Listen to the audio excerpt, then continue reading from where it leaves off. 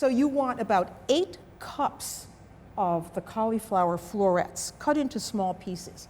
And you need about 2 cups of potatoes. And for this, I like to use a Yukon Gold. That really is my favorite potato.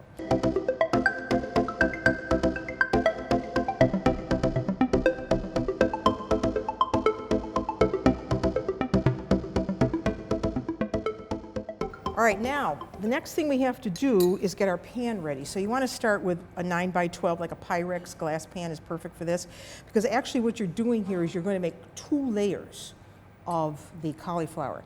So get your butter soft, and then just spread it in the pan. Now, if you don't want to use butter, you could use extra virgin olive oil.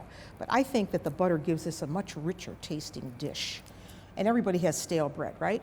So you get it hard, then you smash it with your rolling pin or a bottle, and then you have them. Put them in the freezer or in a bag in the refrigerator. So we want to lay down a nice bed of fresh, unseasoned breadcrumbs. These have been toasted. So there's a nice bed, and you can already see that those crumbs aren't going anywhere. They're really stuck to the butter. But now we're going to put this in the refrigerator. So I'm just taking this out and putting it in a big bowl, because we're going to have to mash this now. So you want to mash this down. It doesn't have to be super smooth, just so that you have everything combined. And that was the reason for cutting everything so small, so that you could easily mash with your masher. So here we have flat leaf Italian parsley. I'm going to add some to that. So flat leaf Italian, if you don't know what that is, this is flat leaf Italian parsley. It's a flat leaf, not the curly leaf. The curly leaf doesn't have a lot of flavor, and it's good for, if you want to garnish a plate, but if you really are interested in the flavor. So then we want, besides that, we want some grated Parmigiano Reggiano. We all know what that is. Cow's milk cheese from the region of Emilia-Romagna. So you want to give that some Parmigiano Reggiano, about a half a cup. With the parsley, you want about a quarter of a cup. So there's some Parmigiano. We're going to use Parmigiano again later. We want some pepper. So I like coarse black pepper, so pepper. Now there are variations on this. I mentioned earlier anchovies. So if you wanted to add anchovy to this, you could.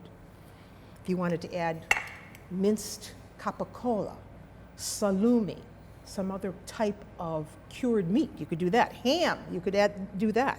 A little bit of sale, because we did do salt in the water, so we don't want to over salt it. And then we've got the cheese that has salt. And now we can add these eggs.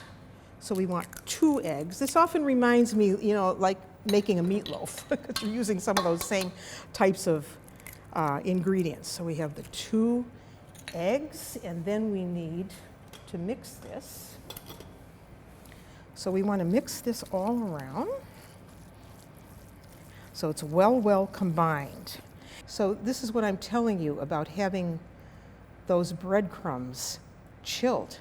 Otherwise, we'd be getting all the breadcrumbs mixed into the cauliflower mixture. That's okay. I mean, there's nothing wrong with that, but I kind of like it like this. So you make a layer with your spatula, and you can see that there is some texture left in here after I'd mashed this. And then we're going to put some cheese with this, but not only Parmigiano Reggiano again. We're going to add some provolone cheese to this. All right, so there's a nice layer.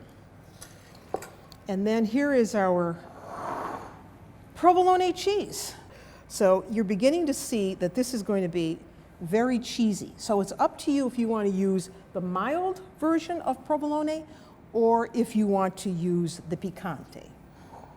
So there is our last layer of the provolone. It's looking good, right? Okay, now we can add the rest of the cauliflower over the top.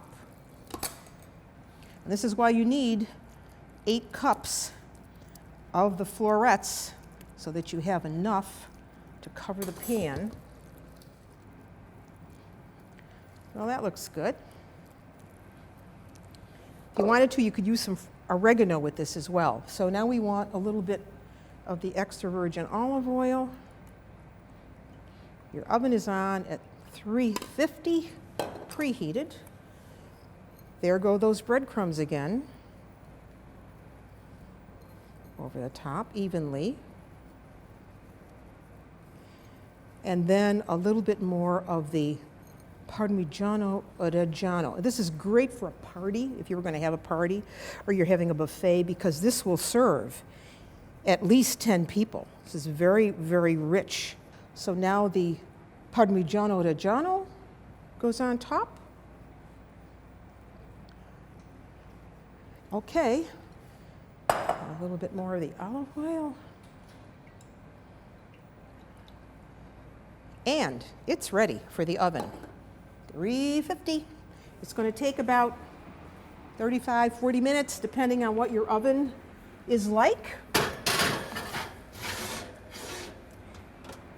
when it comes out, it's going to be nice and crusty. You're going to love it.